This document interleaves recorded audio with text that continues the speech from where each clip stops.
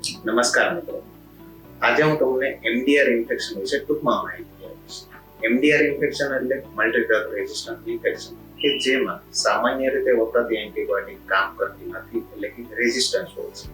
આ પ્રકારનું ઇન્ફેક્શન શરીરમાં ઝડપથી ફેલાય છે અને સેપ્ટિક શોક અને મલ્ટી ઓર્ગન ફેલર જેવી તકલીફ થતી હોય છે. એમડીઆર ઇન્ફેક્શન થવાનું મુખ્ય કારણ સામાન્ય બેક્ટેરિયલ અથવા વાયરલ ઇન્ફેક્શનમાં વધારે પડતો એન્ટીબાયોટિકનો ઉપયોગ કે જેને લીધે એ એન્ટીબાયોટિક આગળ જતા શરીરમાં ઉપયોગી થતી નથી. એમડીઆર ઇન્ફેક્શન કયા પ્રકારના દર્દીમાં થાય છે? પહેલું, જે વ્યક્તિએ છેલ્લા 3 મહિનામાં એન્ટીબાયોટિકની સારવાર અથવા હોસ્પિટલની સારવાર લીધેલી હોય. બીજું, જે વ્યક્તિની ઉંમર 65 વર્ષ કરતા વધારે છે અને સ્મોકિંગ, આલ્કોહોલ અને અન્ય રિસેપ્ટર સાથે સંકળાયેલા છે.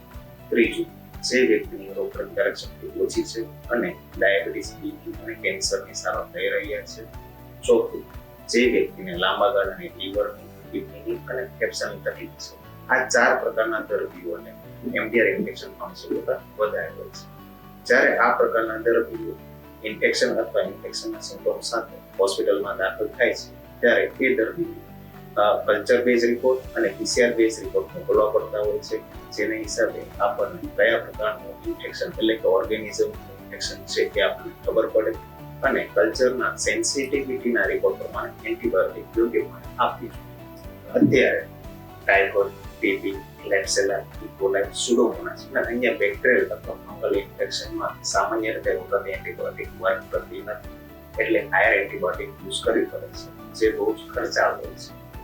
જો આગળ જતા આવી રીતે એમડીઆર ઇન્ફેક્શન પ્રમાણ વધતું જશે તો સામાન્ય યુરિનનું ઇન્ફેક્શન, પેટનું ઇન્ફેક્શન અથવા ફેફસાની ઇન્ફેક્શનની સારવાર બહુ ખર્ચાળ બનશે અને આપણા દર્દીના રિલેટિવ માટે બર્ડન ઊભું થશે. તો ચાલો મિત્રો, વધારે પડતા એન્ટીબાયોટિકનો ઉપયોગ ઘટાડીએ અને એમડીઆર ઇન્ફેક્શન થતું અટકે. નમસ્કાર.